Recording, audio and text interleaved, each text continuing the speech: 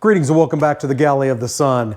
So I don't know how many of you would classify this as a comfort dish, but to me, and I've said this before, anytime you take a meat, cook it in a creamy sauce, and put it over rice, to me that brings comfort.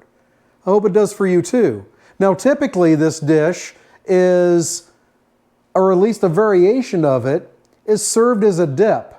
But we're going to make it into a dinner tonight. What we're making tonight is creamy spinach artichoke chicken. So let's get started. First of all, I'm going to take my chicken, and I'm using chicken breast this time. A little odd for me. I know I normally use the thighs for everything, but I think chicken breast will work for this. We're going to take these. You could do two different things.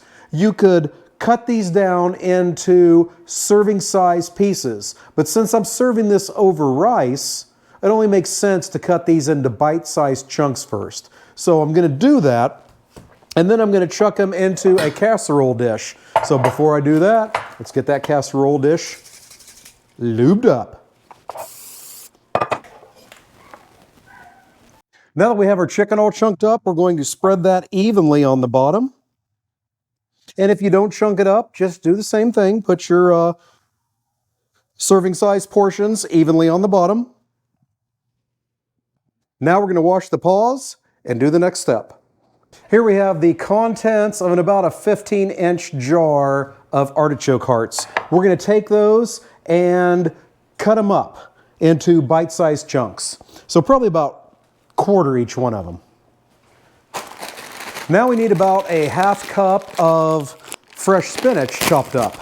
So we're just going to eyeball this, and if I go over a half a cup, that's fine. And that's probably more than a half a cup. But you know what? I need my vitamin C. Something's got to soak up that bourbon. I don't know. And this doesn't need a fine mince or anything. You just don't want a full, great big leaf in your bite. So we got that done. Yeah, that's way more than a half a cup. That's fine. That's fine. All right, let's start putting this thing together. Now, I need a cup of mayo. We love the Kewpie.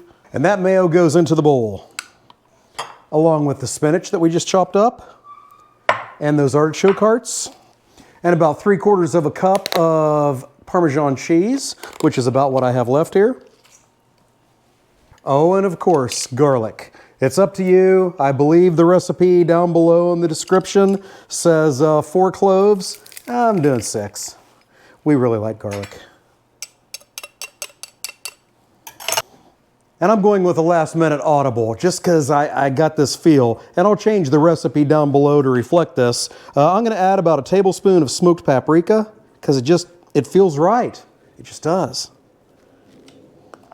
And then I'm going to add some of this Cavender's Greek seasoning, probably about a teaspoon or so.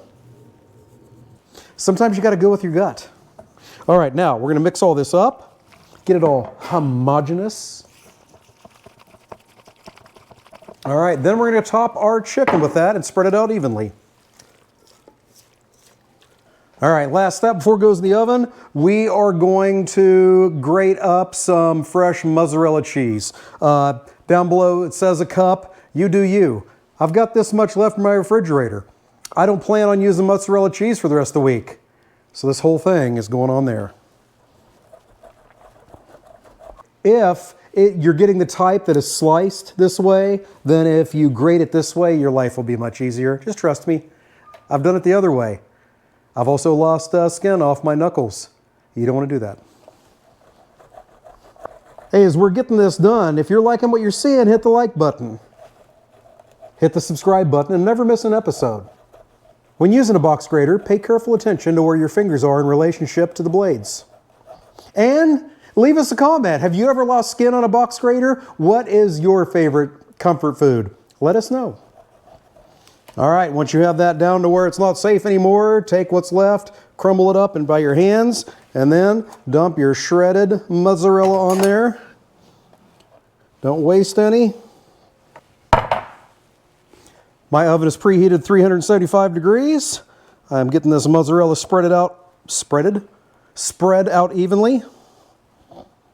We are there. Now, we're going to wrap this in foil and chuck it into the oven and let that cook for about 30 minutes. Then we'll do the next step. We'll see you then. Our concoction has been cooking for about 30 minutes. Now we're going to remove the foil and then turn on the broiler on high and get that mozzarella on the top nice and browned.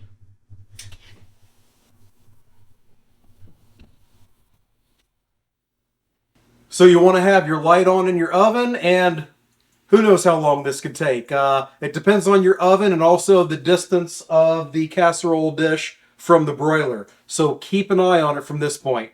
I'm guessing about, I don't know, 5 or 10 minutes. Then we'll be ready to try it. We'll see you then. All right, it's all done but the tasting. Let's give this a shot. Try not to melt our face. Yeah. It's creamy. It's rich. You can taste the artichokes. You can taste the spinach. It is absolutely phenomenal. Hey, I hope you like what you saw today. Thank you so much for joining us. Until we see you next time, fair winds and following seas.